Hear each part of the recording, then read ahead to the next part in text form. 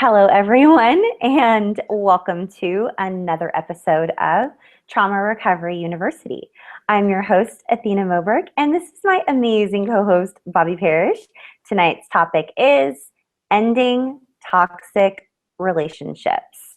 We're going to talk about some tips and strategies to keep yourself and your family safe and to navigate through the minefield that is toxic relationships, whether it's with family or spouse or coworkers or friends or even just acquaintances. Sometimes we run across people in our lives that we, for some reason, stay in relationship with them, whether it is out of people pleasing or just the desire to not upset the apple cart or not rock the boat, when in all actuality, we're perpetuating a cycle that has probably been going on for quite some time. So we're going to talk about that, and we're going to pull that all apart. First, I just wanted to welcome you.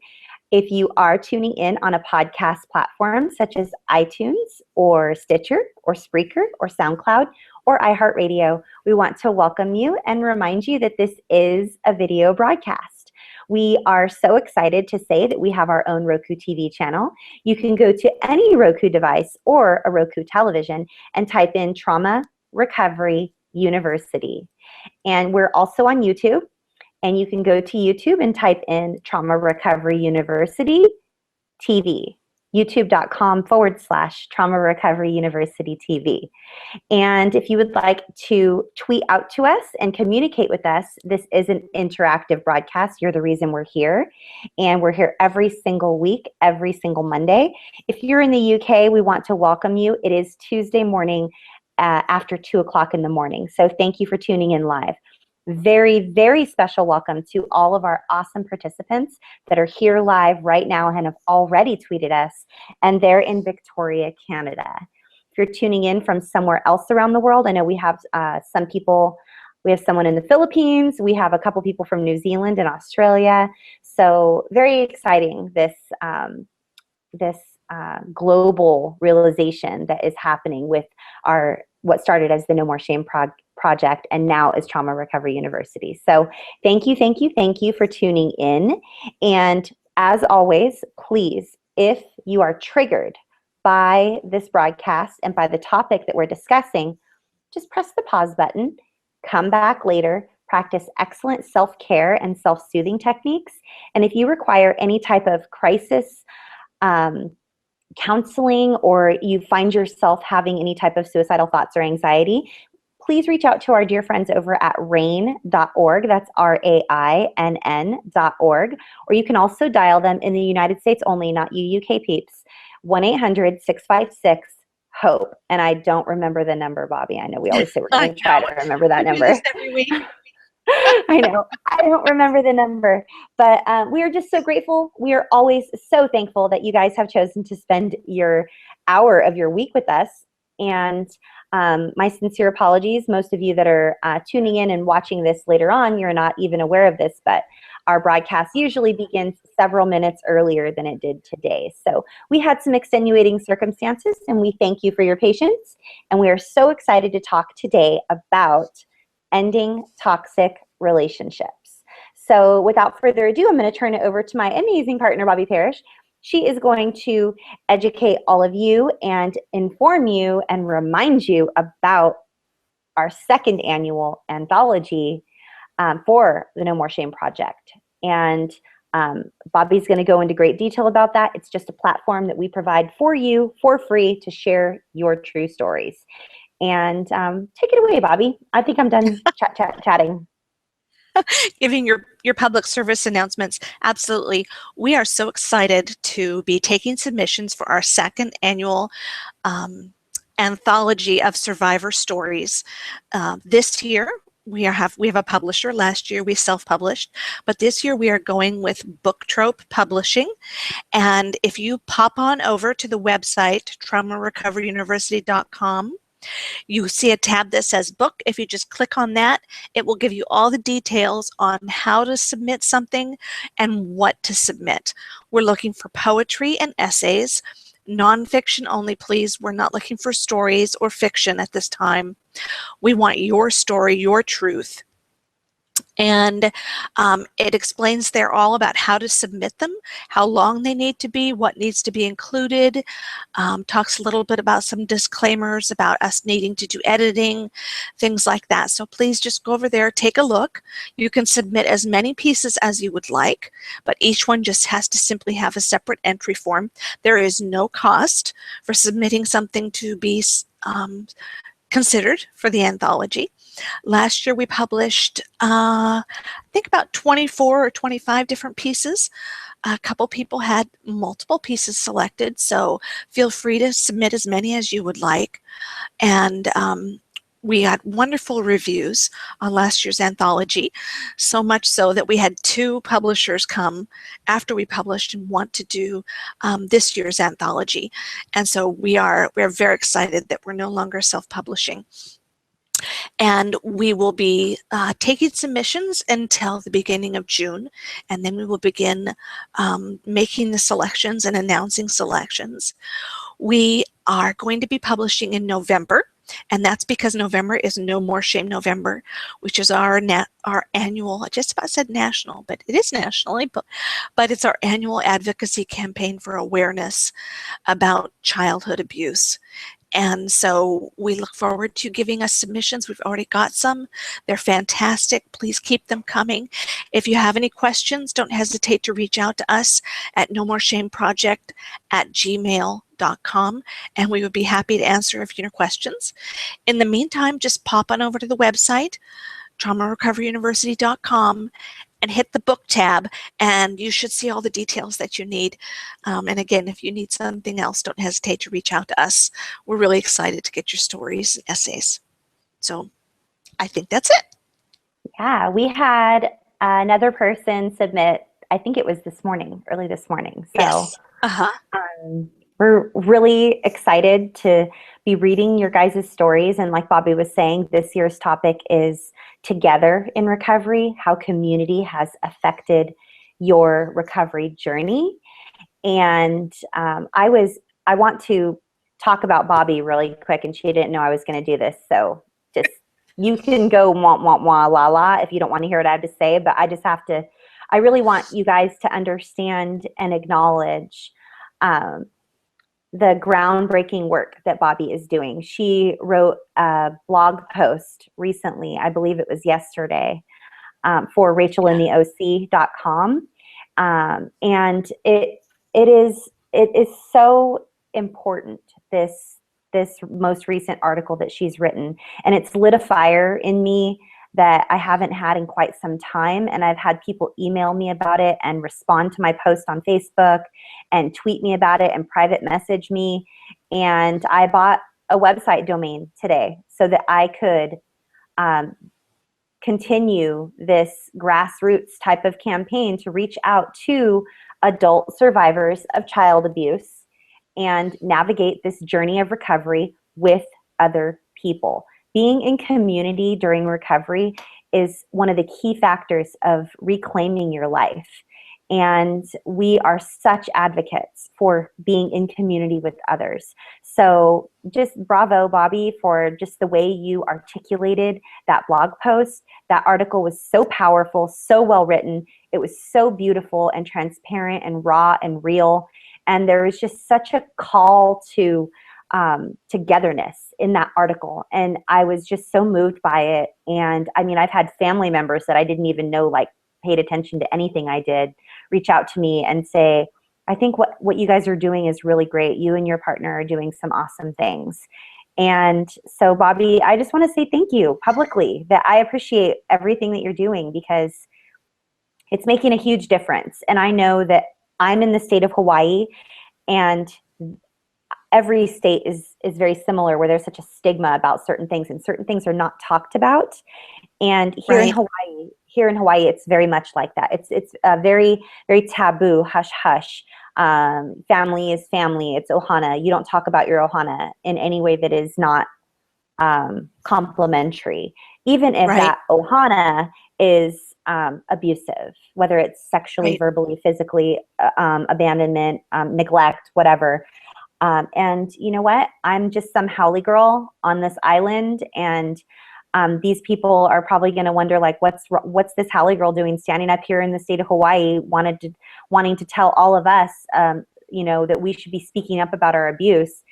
And you know what? I'm terrified, but I'm going to do it anyway. And I'm excited. I'm excited. So you sparked a little flame in me, and I'm excited about it, Bobby. And I'm just putting it out there to everyone. Hold me accountable. Email me. Email me at nomoreshameproject@gmail.com, or post some comments in our YouTube channel or on our Facebook or whatever, and ask me how my grassroots campaign for adult survivors of child abuse here in Hawaii is going, because I'm sure I'll be able to have some colorful stories for you. So, Bobby, thank you for leading the charge. And I know that we don't need to reinvent the wheel and that there's plenty of stuff out there, but it's awesome to be doing things in just a way that we really believe in. And I'm glad that you're my partner. I'm proud of you. Thank you. Thank you so much. You're welcome. If you want to take a look at that, it's on rachaelandoc.com, and it's titled Survivors, It's Time to Heal Ourselves. So I would be happy if you would take a look at that. I really do think it's time for us to, there's not enough people out there to help all the survivors. When you have 3 million reports a year of childhood abuse, there's not enough people out there. We're going to have to start doing it ourselves. So let's do it. And this isn't a slap in the face to any helping professionals out there. Bobby is a licensed therapist. So she's a helping professional. I'm a helping professional. We're trauma recovery coaches.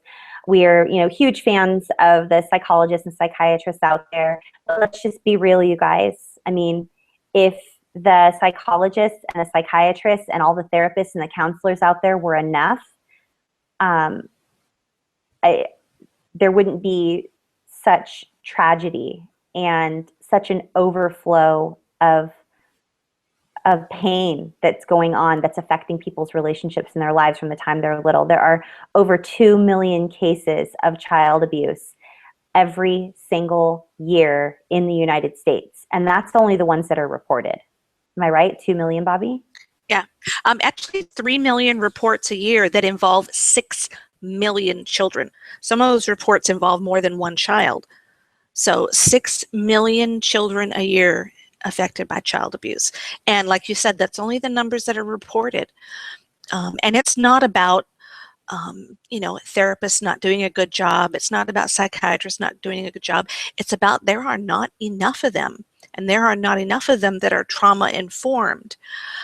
If we're going to get survivors the help that they need in the quantity that they need, and I tell my story in the article about how when I first started going into recovery and my HMO offered me 2 hours a week of 2 hours a month of therapy. And then when I didn't get better, they blamed me because they said I must have enjoyed being in pain. It's not, people. When you are a survivor of childhood abuse, 2 hours a month is not enough, especially when your abuse is sustained and lengthy over a period of time. There has to be more. And if there's going to be more, it's going to be us. We have to do it. We've got to come together. We've got to train ourselves. Those of us who are far enough in recovery, there's no other way it's going to happen. We've been waiting too long. No more people need to die. No more people need to become addicted to alcohol because they can't stand the pain. We have to do it. On that note, Bobby, I wanted to let you know there's the gal that I got a chance to meet with in Texas at the Cyberdust event. Yes. Her name is Kathy, and her name on Cyberdust is Live, Love, Learn Books. And yes. I believe you can go to livelovelearnbooks.com, you guys, and there is a book that has been written by Kathy, and I believe it's called On the Outside Looking In.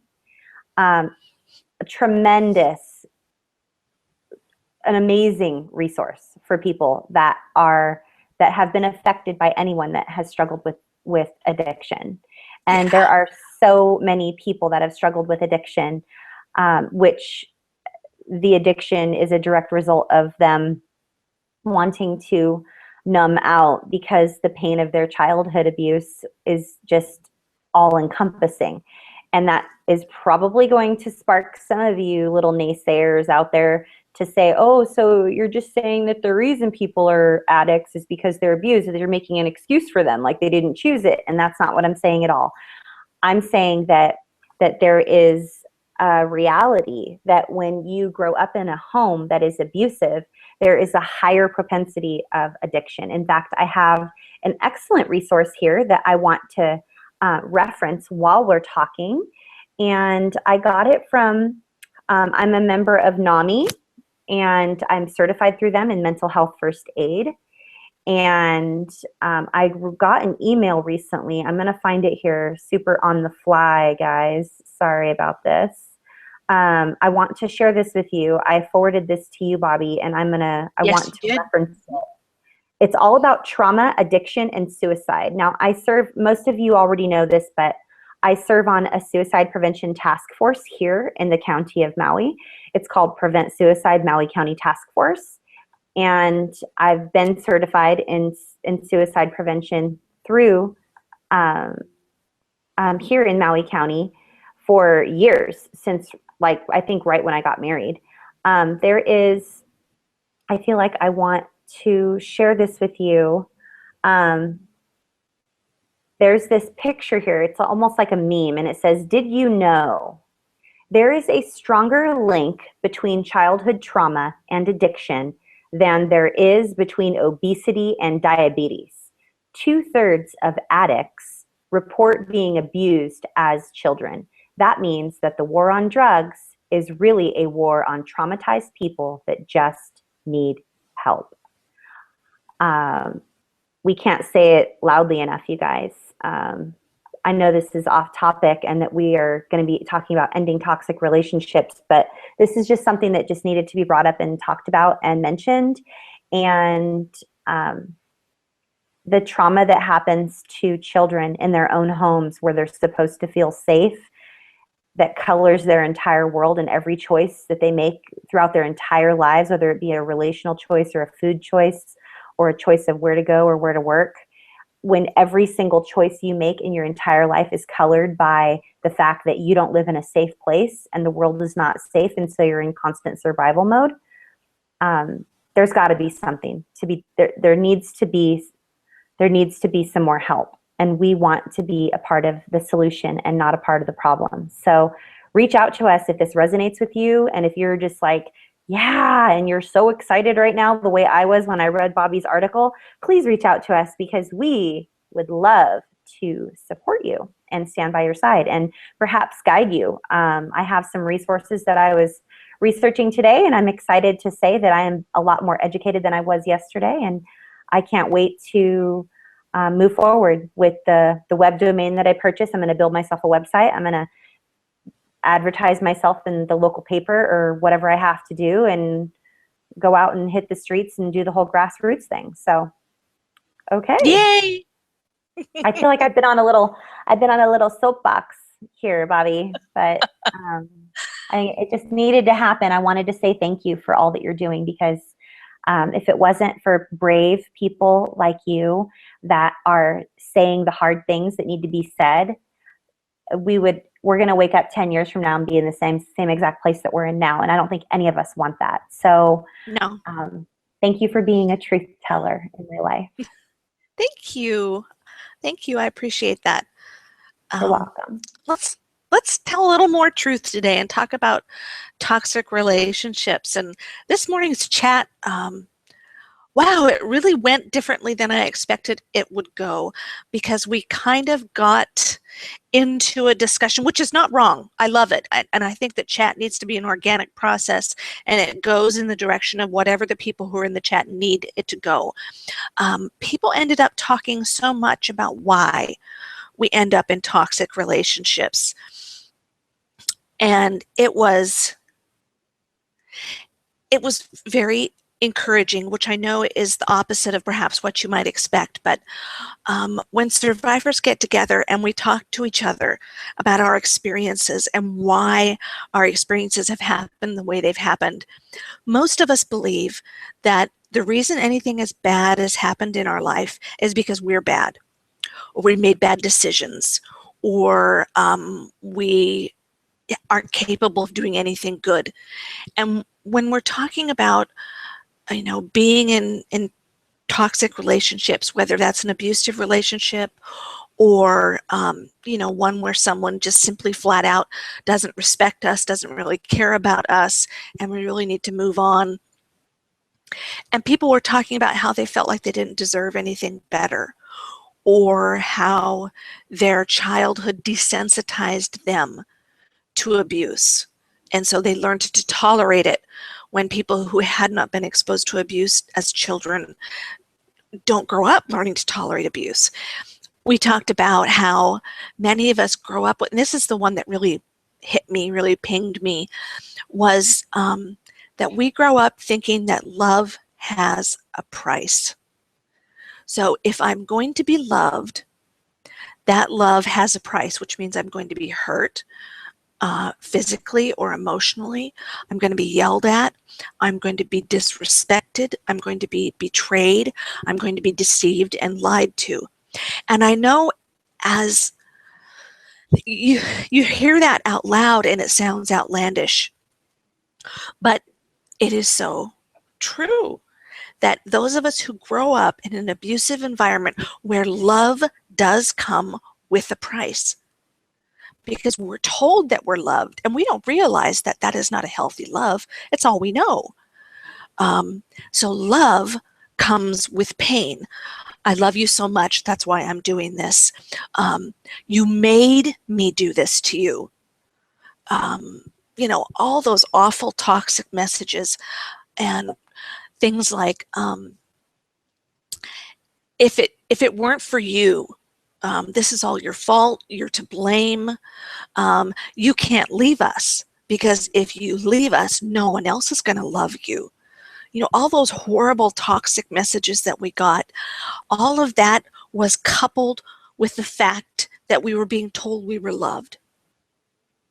And so now here we become adults, and we think that love has a price, or we're only worthy of being treated badly, or we're desensitized to being treated badly, so it really doesn't stand out to us unless someone starts chasing us with a machete around the kitchen.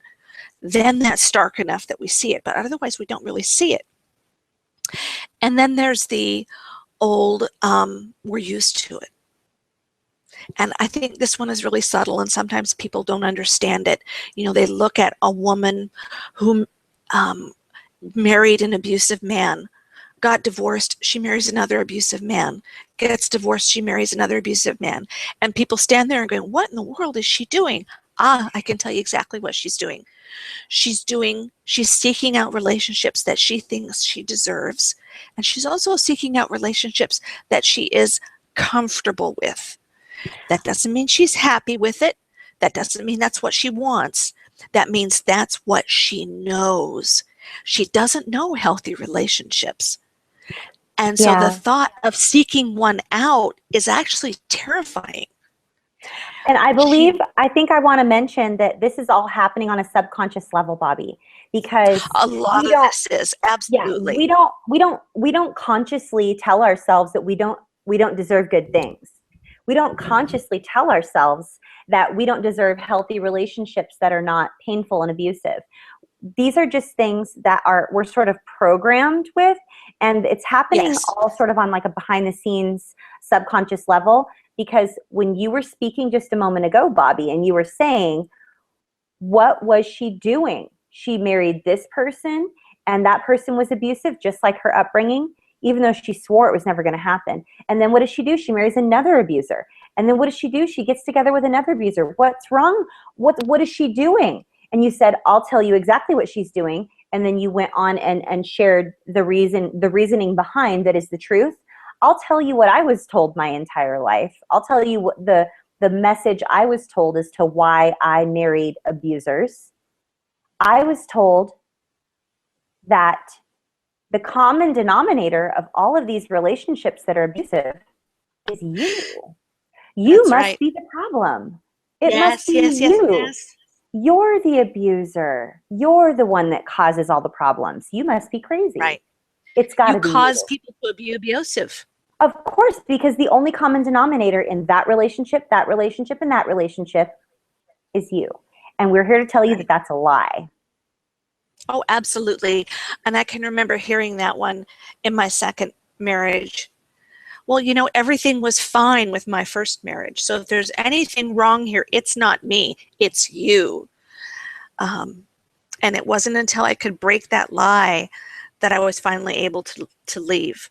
But until then, I was so, and it was very much mine was conscious at that point, because I bought into that. I bought into that shame that I was the problem. I was the cause of all the problems.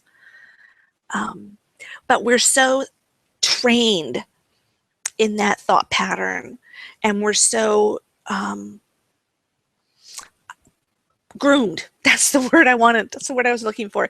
We're so groomed to be comfortable in that thought pattern that, like you said, so much of it is subconscious. And it just, It's like breathing. I mean, we don't have to yeah, wake up and try to be a people pleaser. We don't wake up and try to choose unhealthy relationships. We don't wake up and need to try to have rigid boundaries or enmeshed relationships with no boundaries. It just happens effortlessly, like breathing, because it is what we know. We were right, taught, and like you said, groomed from a very, very, very young age. And the way we were groomed from a very young age, you guys, is with statements such as, what are you complaining about? You're lucky that you have a roof over your head. You don't even know what pain is like. You don't know what abuse is like. You've never been hungry a day in your life. If you would have been raised the way I was raised, you would be grateful for everything you have here. If you, what are you going to do? Where are you going to go? Where are you going to leave to? Who's going to love you? No one's going to love you the way that we love you. We're your family. Blood is thicker than yes, water. Blood is thicker than yes. water.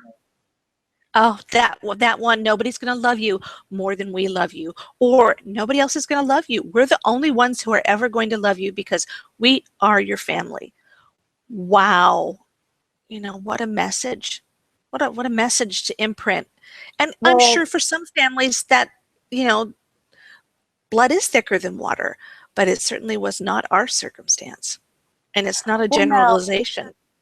and it's not something that's even healthy. I mean, honestly, I have to really go out on a limb here and say, if you're in a healthy family relationship, why are they telling you not to go anywhere or do anything or be in relationship with other people to begin with? There's a Right. level of control there and a level of enmeshedness, like Right. Brenda, like we were all talking about this morning. Yeah. The the level of enmeshment in toxic abusive relationships is so tightly woven that there's no wiggle room whatsoever. You Right. can get a visual picture of that. And Right. that you don't even have room to think a thought of your own without considering the thoughts of your family. Because, I mean, for heaven's sakes, what are you going to do? You have to ask permission anyway. You're a kid. Of course, you can't just get up and leave. I mean, I know so many abuse survivors that fantasized about running away as kids. They just knew that if they got away, if they ran away, it would be better, and anything would be better than living with their family. They fantasized about sort of packing one of those little handkerchiefs with their stuff in it and putting it on a Yeah. And the stick and stick. walking out the door, you know, and then sadly, we all know how the story goes. We've heard stories, we've read the newspapers, we've read on the internet, we've seen shows, and so often those kids that go out there and they run away, they either end up dead or they end up on drugs trying to numb out the lies that they were told. They end up re-victimized, sexually abused, raped, put into prostitution or human Right. trafficking. Trafficked. Yep. I mean, it is so tragic. And so many people are desensitized to this. They really think it only goes on in other countries. When I got up at one of my local ladies' studies that I was at, and I shared with them the different things that I went through when I was younger, like how I wasn't allowed to leave and I wasn't allowed to ride the bus, and I had to work outside in the yard for hours and hours and hours. And if I was hungry, I got in trouble. If I wanted water, they're like, drink out of the hose. I mean, when I told them the conditions, the toxicity, the level of toxicity of the conditions I lived under, and it was because of the adults that I lived with, they were either on drugs or on alcohol or checked out or absent or a combination of all of the above, or in fear of someone that was abusing them, that if they tried to help me, they would get abused. I mean, when you take into consideration all of those things, you guys, and the level of toxicity, how is anyone going to figure their way out of that slimy, slippery pit that they are stuck at the bottom of? There's no way out. You absolutely have to have help. You have to have handles on it. You have to learn some tactics, and you have to be surrounded by other people that have been through what you've been through, or that understand where you've come from. And I mean, the light bulb comes on for a lot of people out there in different moments. And I know I told you about this, Bobby, and I'm going to mention this again because I mentioned this on a previous broadcast. I was in line at a hospital to go visit my father when he was on life support, dying. And there was a sign on the doors that open automatically. And it's like, do you live in these conditions? Are you not allowed to leave? Are you not provided proper food and water? Are you in an unsafe environment where there's abuse? Are you this? Are you this? Are you this? There is help for you because you are being human trafficked. There's human trafficking help for you. And I'm like, where the hell were these human trafficking signs on doors when I was little and I was living that? I mean, for real. Hello, Well, you I'm wouldn't have been 41 able years to old. go to anywhere where there was a door you could see it. No, I wasn't allowed to do. I wasn't even allowed to go to kids' birthday parties, for real. And then when I was able to have a birthday party, it was at my house. And guess what? My parents, my mother and my stepfather, rented a porno. And they were like in their bedroom watching a porno when I had a birthday party going on at my house. And like, those kids were never allowed to come over again. It was humiliating. It was horrible. Oh my gosh. Seriously. So I'm just saying, guys, there is no way that you should be expecting of yourself to have this all figured out. You should have it all figured out by now. What? You're a full-blown adult. You know, what's wrong with you? You must like being stuck. You must enjoy being miserable. This is all just a bunch of crap. And we're just here to give you a big fat truth bomb. So. Yep, absolutely. I know that people are going to tell you time and time again that either this is your fault or that you must like it because you're not leaving, or you're leaving this relationship and then you're entering into another one. It is your responsibility to empower yourself and break the cycle. But it is not your fault that you have grown up with these thoughts and beliefs that permeate every cell of your being. So reach out to us, try and connect with us. We'll help you get into a Facebook group, a support group. Woo, lost my train of thought there completely. You come to our Twitter chats, be with other survivors. We're working really hard to create a community that you can be involved in, where you feel safe, where you get the support that you need. But in the meantime, let's look at some more information about toxic relationships. I'm getting a huge echo. That's why I'm moving around like a silly person. Oh, no. If you want to click present to all on our downloadable one-page resource, I'm just going to remind everybody how they can get complimentary access to our entire library of downloadable resources. And then if you're still getting an echo, I can read. Totally up to you, Bobby. Just give me the thumbs up, or you just give me the cue. So if you're just tuning in, this is Trauma Recovery University, and I am your host, Athena Moberg, and this is your amazing co-host, Bobby Parrish. Tonight's topic at Trauma Recovery University is ending toxic relationships, although we've had quite the segue talking about just different levels of toxicity in relationships as when you're a child and you've incurred child abuse. So we want to remind you that this is a video broadcast if you're listening on a podcast platform, and we want to give you as a thank you for being one of our loyal listeners or viewers or subscribers, or just an awesome survivor, we want to give you complimentary access to our entire library of downloadable resources. And you can do this by going to traumarecoveryuniversity.com, click on the tab that says downloadables, and you'll be given immediate access to our entire library of downloadable resources. And this library matches up with a video. If you see a one page that's named XYZ, there is a video on YouTube or Roku TV that matches up with that one page. So tonight's one page is going to be ending toxic relationships. We're getting ready to go down the list right now. We're dealing with some audio visual tweaking on some echoes. So we're going to go ahead and dive right into our one page, ending toxic relationships, which you can get access to. No. On that's okay. You can get access to this downloadable one page by going to traumarecoveryuniversity.com and click on the tab that says downloadables. You can also go to nomoreshameproject.com and click on the tab that says downloadables. So, and that's just a thank you. It's free. We're not charging you or anything. We just want to say thank you for listening or viewing or subscribing to our channel. And if any of the things we talk about have helped you, then we would love for you to leave a comment and like this video and even share it with some of your friends. That would be awesome. Okay, that took me a bit. Ooh, oh dear. Did it work? I can pull it up on my end. Want me to try over here? No, I think I have. Do I not have it up? Nope, you don't. Okay, hang on. Okay.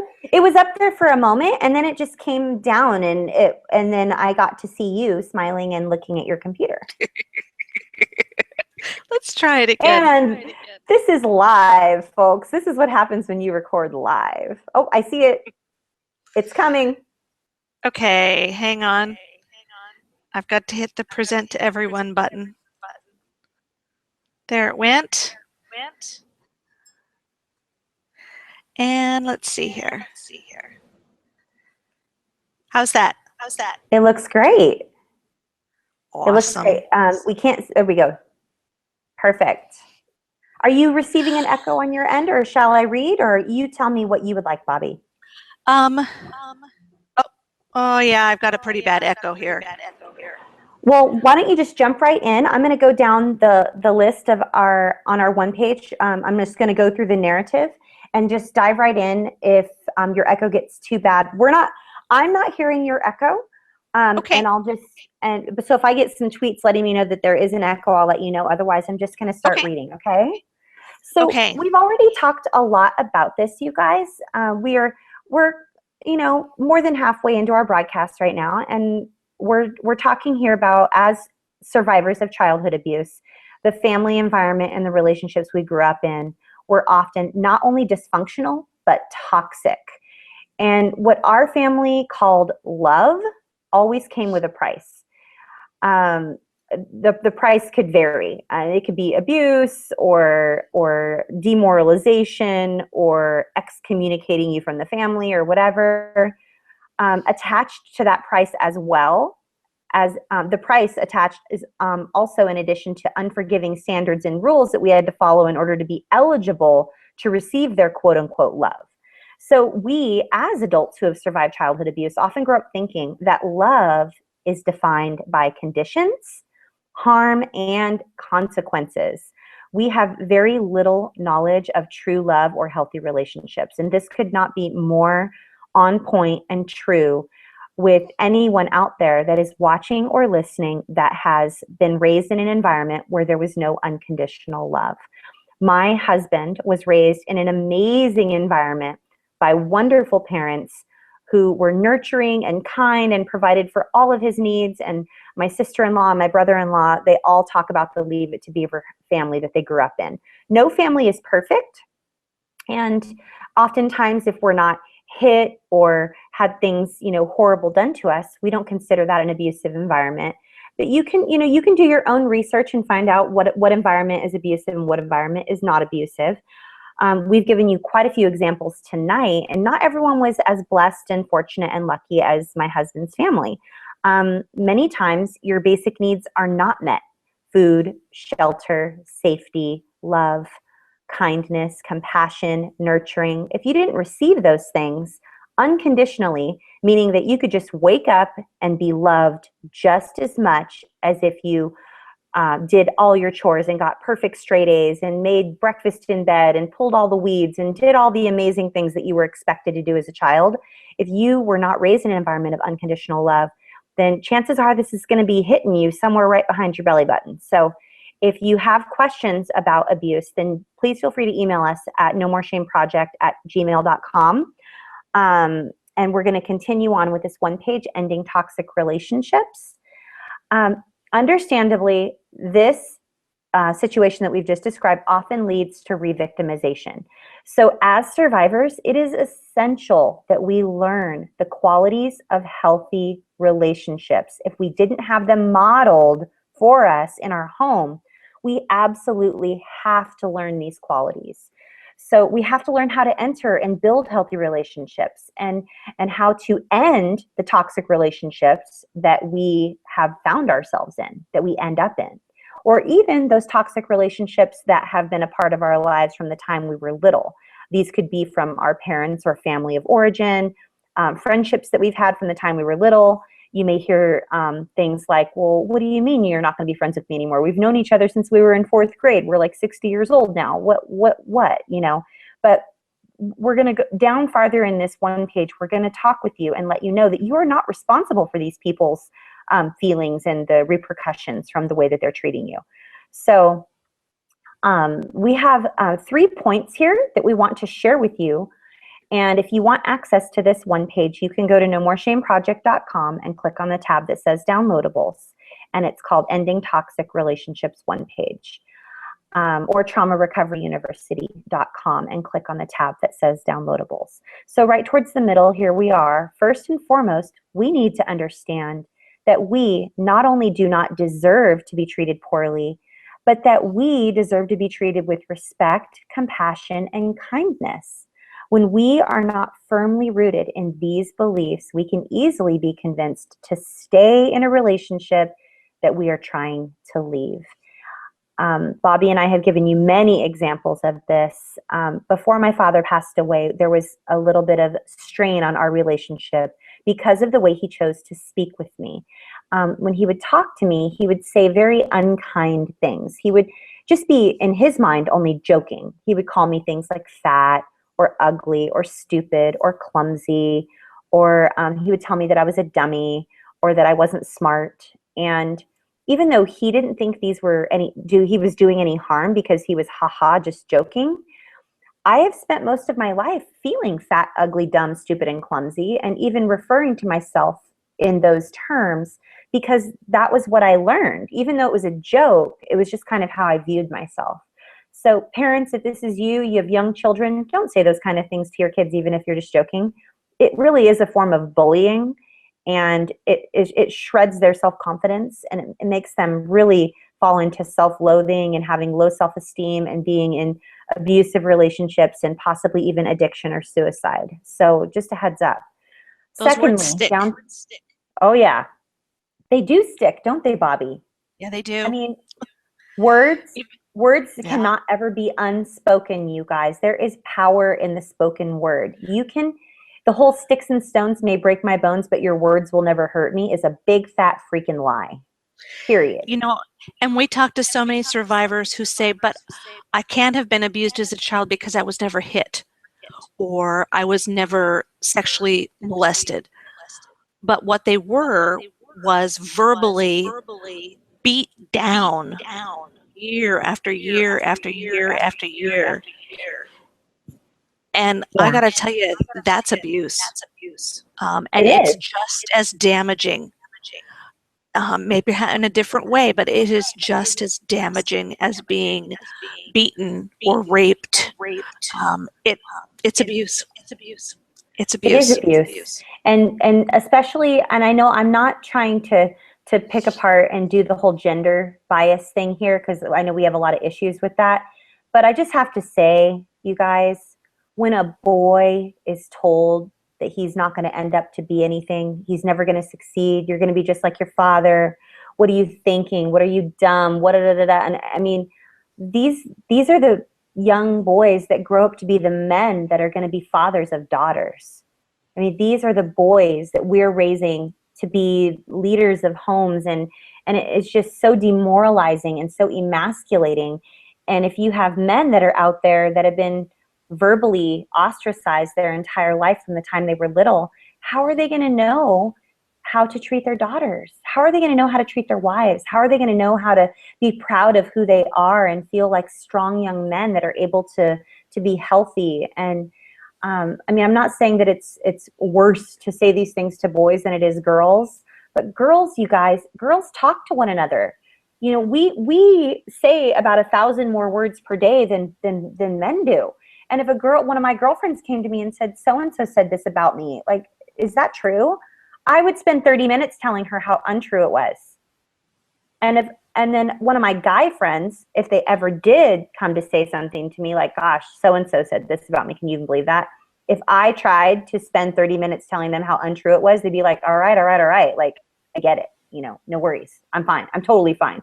They said this, but whatever. I'm totally fine. And they want to like be the guy and like move on. So, it's just so unkind, you guys. Treat people, men and women, with kindness and respect. And just remember that when they're children and you're saying these things to them, they're going to grow up to be big adults believing those things about themselves. It is just so tragic and painful. So a little rant there.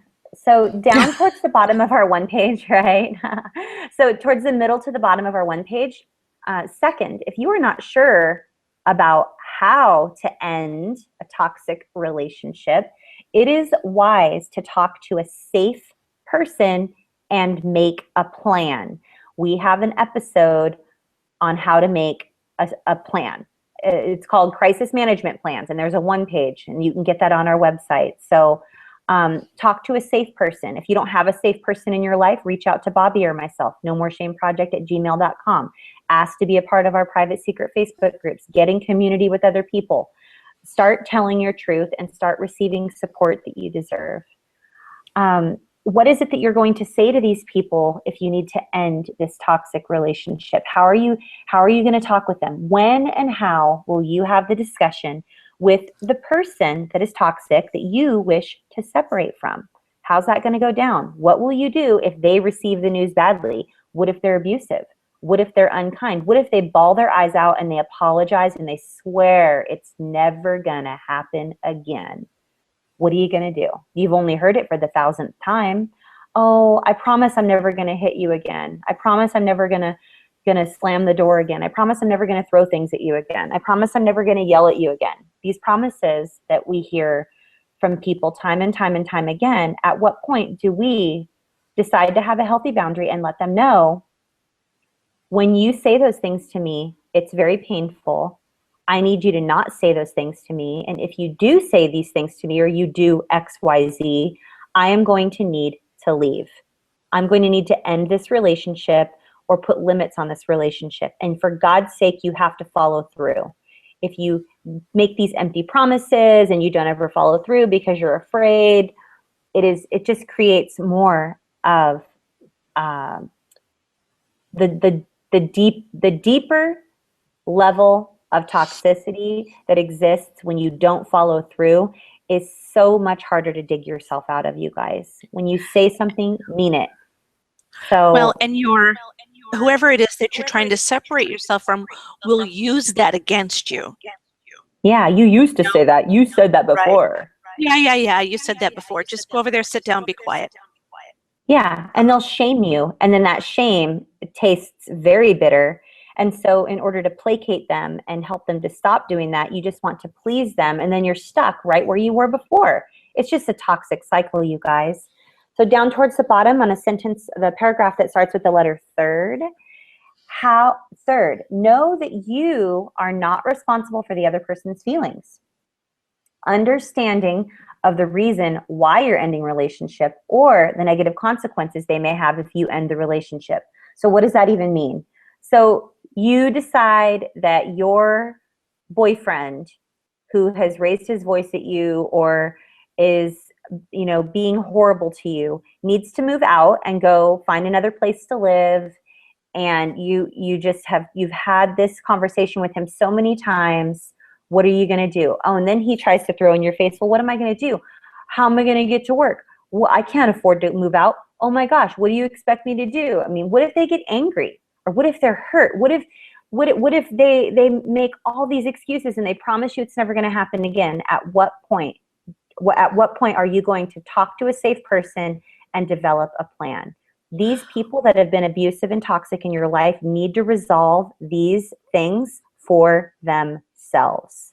Yeah, Right, you know, Bobby? my favorite one, yes, my favorite one, and believe me, I've heard this personally myself, and I've had so many of my clients say this, it's when that person says, well, I'm just going to go kill myself. Yep.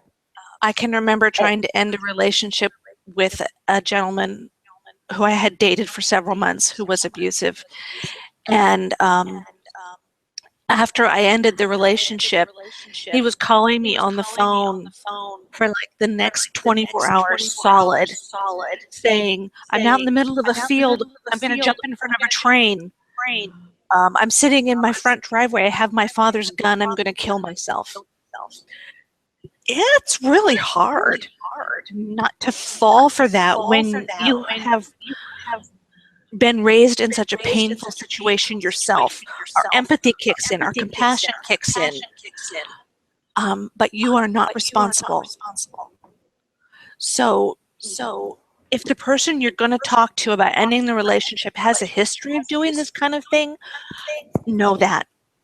And go into the relationship and that discussion of ending the relationship knowing that might come up and it's not your responsibility. And it's hard to know what is your stuff and what is not your stuff, you guys, because growing up in a toxic environment, in an abusive environment, everything was your stuff. Everything was your responsibility. Everything was on your shoulders. If you didn't wake up before everybody else and get a start on the day, then you got very, very unkindly woken up and then had all kinds of other things on your plate for the day, like putting your whole family back together and then moving on with your day. Or if you didn't have your chores done in time, or if you didn't get straight A's, or if you didn't act a certain way or sit a certain way or talk a certain way, or what are you looking at? Or I'll give you something to cry about. What are you complaining for? You should just be grateful. You should be grateful that you even have a family. So many people don't even have families. You know, I mean, at what point do you know what to believe and what not to believe? This is where, and we're going to say it over and over and over and over and over again, you need to have a safe person. If you're in a roommate situation and they have to go get a job or find another roommate or get another ride to work, that's their responsibility, not yours. When you have a discussion to end a relationship with someone that's toxic in your life, this is down towards the bottom of the one page, right above the words pro tip. Focus on the facts, not emotion. This is easier said than done, folks. Right. If you've ever tried to have a conversation with someone that you really love or that you are enmeshed with or that you have known your whole life or that is a family member or someone that you really deeply care about or really got you out of a bad situation and, you know, out of the frying pan into the fire, so to speak, and then you try to have a healthy boundary, it's hard for you to not be emotional. It's so hard to stick to the facts. It absolutely is. It's better if you have a safe person to practice with, perhaps do a little bit of role playing, make a list of the facts in the relationship, not the feelings, not the emotion. Focus on the facts, like you raise your voice at me. When you do that, it is very triggering for me. I don't deserve to be spoken to that way. I'm going to need to ask you to move out. I'm going to need to ask you to not call me anymore. I need you to not send me text messages every few minutes and stalk me. This is unhealthy. You need to say what you need to say, set that boundary, remove yourself from that situation, and then and stick to it. The drama and the drama and prolonged discussion does not benefit either of you, right, Bobby? Yes, and they're probably going to want that. Oh, I have visions in my head right now of, you know, different relationships I tried to end, and sometimes they'd get angry, and the other time it was, but why? I can change. And they want to regale you with tales of how they'll change or explanations for why they did what they did. Or they're so ashamed of what you've mentioned that they start to turn it around and blame you. But Exactly. you did this first. Right. Why are you upset with me for spending the money in the bank account? You spent the money in the bank account first. Why are you upset with me for punishing and reprimanding our children? You're the one who used to be the disciplinary, and now it's all flip-flop. Now you're switching it all up on me. You're the problem.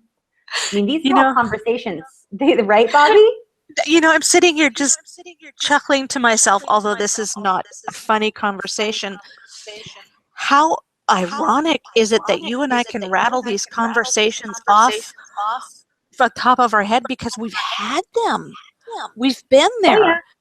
Oh, yeah. And I'm thankful that we've been there in the respect that we can now share this story and give people real life examples. But boy, girl, have we been through it to get where we are.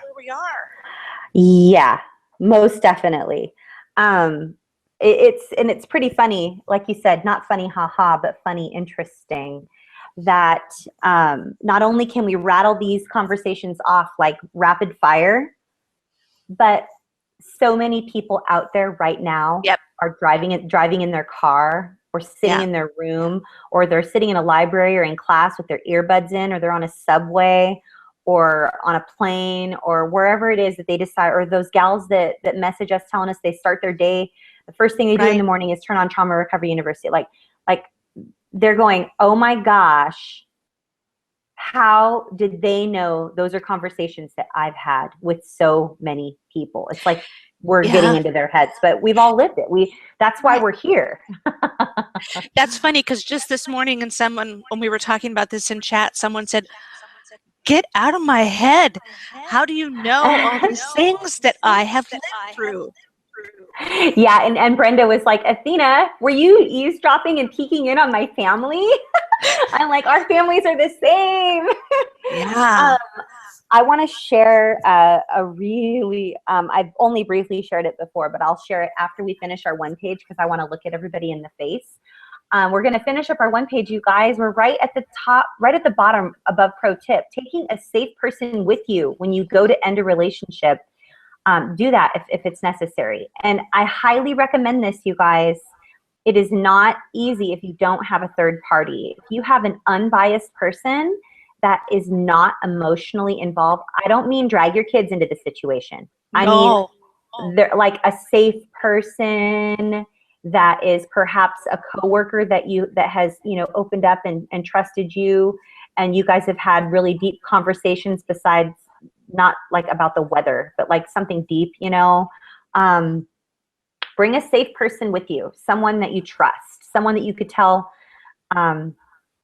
your truth to, and they're not going to judge you. So right here by pro tip, maintain your boundaries after you end the relationship. If you waver, the person may see this as an invitation to return to the prior status.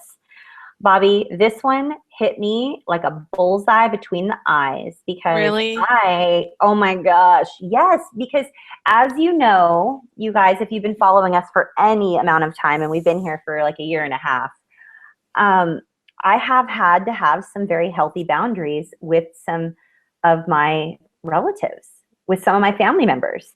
And deep down, I want to reach out and I want to say, I'm just thinking of you. I know we're not talking right now, but I love you. I know you're going through a lot. I know you're in pain. I know you just had surgery, or I know you just got diagnosed with cancer, or I know that you're dealing with the death of a loved one, or you're struggling financially. You want to reach out because you have this compassion in you that is just like, it oozes from all of your pores. Hello. But you absolutely can't do that because it sends a mixed message, and it is confusing for the person that is toxic. Not only are they toxic, now they're confused and toxic. It just is not going to help a situation. You may not be confused. Don't misunderstand your clarity in your mind for the fact that they have clarity in their mind. So even though you might think it's okay, I'm just going to send a quick card, it's clear to you that you are not removing the boundaries and wanting to jump back into a relationship full tilt, it probably is not clear to them. Yeah. So It's a mixed message. It is. Don't think just because it's clear to you that it's going to be clear to them. Yeah, because like as everyone knows, things are lost in translation. One thing does not mean the same thing to all people. So, just because you say you're sorry to someone and they decide to forgive you, or just because someone says they're sorry to you and you decide to forgive them, does not mean that you are reconciled to them and that your relationship returns to the way it was before the offense happened, especially if we're dealing with toxicity or abuse or enmeshment or codependency. These things cannot be fixed overnight. Like we always say, you cannot unbake that cake. What took 30 years to build does not come down overnight. It just doesn't. So maintain your boundaries. Yep. Maintain. Yeah. As hard as we want it to is. encourage you. It is hard. It's so hard. So down on the bottom of our one page, important exclamation point. Please develop a safety plan. Again, go to traumarecoveryuniversity.com, click on the tab that says downloadables, look for the one-page downloadable PDF resource that is titled Crisis Management Plan. And just download that one page. Listen and watch or view or listen to the corresponding episode of Trauma Recovery University if you have time. Otherwise, just scan that baby and make sure you don't do those things. Make sure that you follow as much as you possibly can in being safe. Because, the thing about learning to attract safe people into our lives, it means that we have to be safe. And we talked about this briefly in chat today. There is a list that I have of potentially toxic personality traits. Or behaviors, right? Yeah, or behaviors, yeah. Potentially unsafe or potentially toxic behaviors or traits. And we'll post that up somewhere on our website as a great resource. But the most dangerous time for a victim of any type of abuse and is when they are leaving a violent relationship and they're in that process of leaving and in that very brief period afterwards. Do whatever is necessary to keep you and your children safe. Now, I don't care those voices in your head right now that are like, well, I don't want to overreact. I don't want to go to a woman's shelter. I mean, what kind of people go to those women's shelters? I don't want to reach out. I don't want to file a police report. I don't want to do a temporary restraining order. My goodness, it's going to end up on their record. And then they're never going to be able to get a job and it'll be all my fault. And those are lies. Lies, lies, lies, lies, lies, lies, lies. You protect yourself. You protect yourself and your children because you are worth it. And we're going to continue to tell that over and over and over again. And I have a brief in real life story about my second marriage that I wanted to share with you guys while I look at you in the faces. Okay, hang on here. Did it go away? Awesome. Yes, you're awesome. Yeah.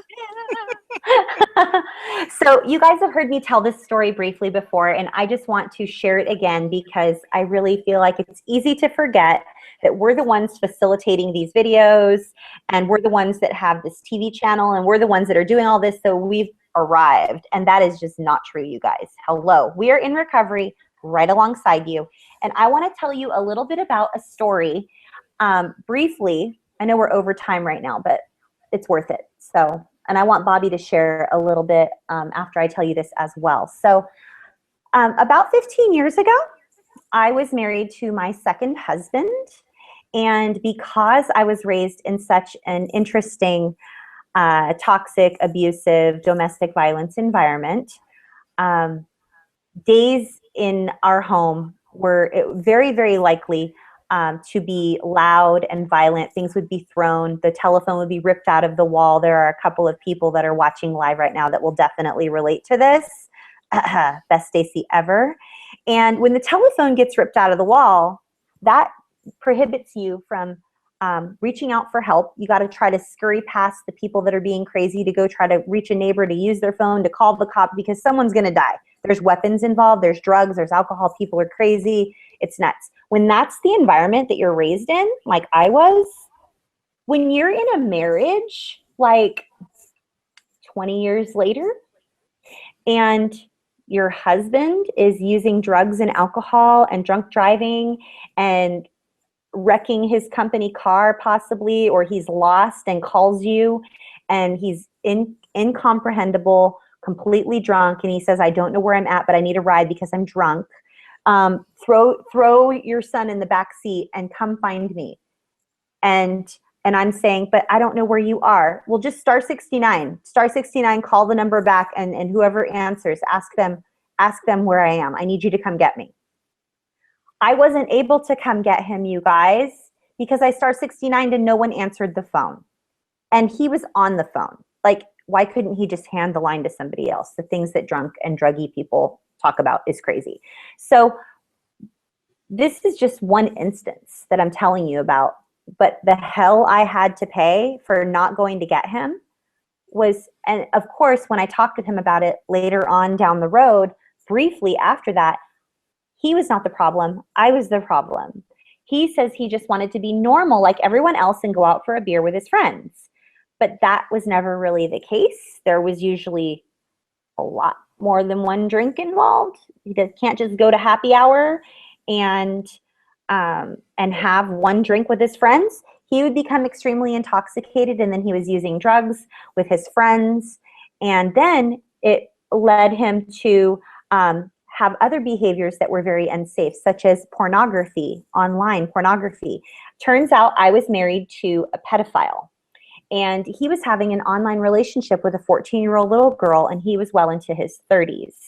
Kind of funny how I was raised from pedophiles and I ended up with a pedophile. Really interesting there, right? Because it was what was familiar, but I must enjoy it, right? Because that's what I married into, so it must be what I wanted. I'm being facetious, obviously. So when you're desensitized to the level of violence and weapons and crazy abuse and drugs and alcohol and police activity and just bugs in your food and working outside, and you're basically being human trafficked by your family. So when you're raised in that environment, and then your drunk husband is having an online relationship with a 14-year-old little girl, and then gets upset because you find out about it and that you found his alcohol stash, and then you throw it away, and then you put a lock on the computer where he can't reach out and have the relationship with the 14-year-old little girl anymore because you've contacted her parents. Ashley Smashley was her email address. I won't give the rest of the email address out, but I contacted her parents, and I downloaded all of the pictures of her and gave them to our private investigator locally where I was living in Orange County, California. And I would just like to add that when all of this was going down, part of our altercation of me calling him out on his behaviors was that he was yelling at me. There was a lot of verbal abuse going on.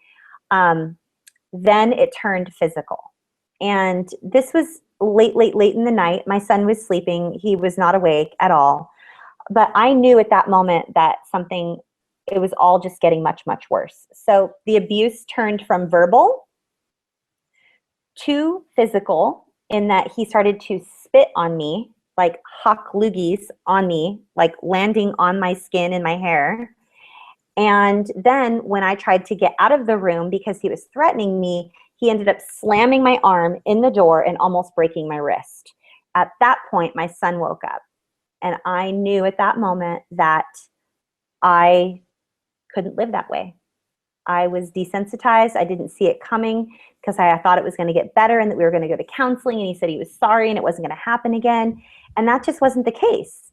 So when it escalates to the point where people, just because it's not as bad as what you're used to, and it escalates to the point where, like I was saying, my second husband, he was hawking loogies and spitting on me and slamming my arm in the door and almost breaking my bones and all of that.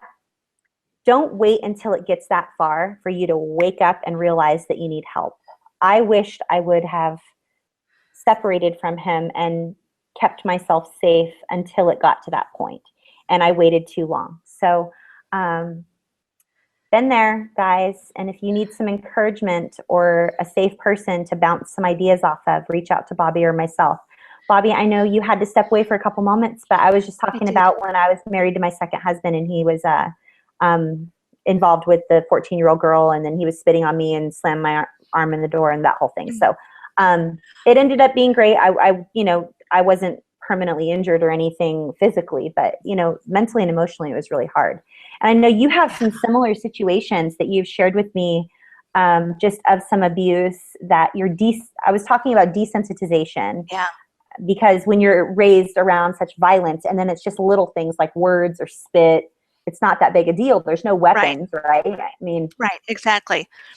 I'm not being raped, or sodomized or anything. So it must, it's okay. Again, we grow up with that concept that love has a price.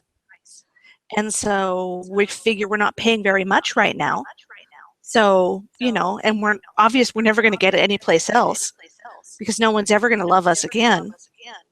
So we may as well take this, awful little corner of scrap that we can get. It's interesting. I really want to acknowledge how hard it is to leave a domestic violence situation. Statistics say that a woman leaves a violent relationship 8 times before she leaves for good.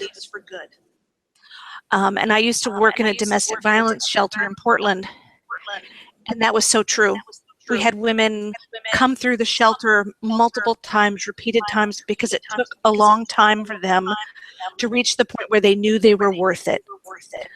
So we get it. We're not judging you. We just want to help you get to that place where you realize that you're worth it. yeah. So yes, and I have a terrible echo, so I think I'm not going to say much else. Oh, well, I'm glad you shared, Bobby, and I'm glad that I got an opportunity to share a little bit of my story with you guys again. Today's episode was a little bit, toxic relationships are a really big topic. It's tough to sort of squeeze it all into 1 hour. So we ran a little long today. Feel free to cut it into different pieces on different days if you need to. Don't forget that downloadable resource and our library of resources at traumarecoveryuniversity.com. Click on the tab that says downloadables. It's just free. We just appreciate you guys. If this episode helped you or someone you know in any way, please give it a thumbs up and leave a comment so that we can continue to provide these free resources for you.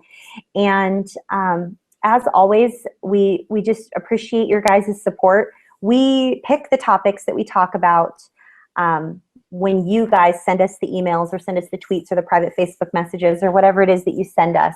And I know that coming up on our editorial calendar is how to raise your children when you were raised in an abusive environment, but you desire to break that cycle and you really want some healthy parenting tips on role modeling for your children when it wasn't role modeled for you. Yeah, so that's a hard I've one.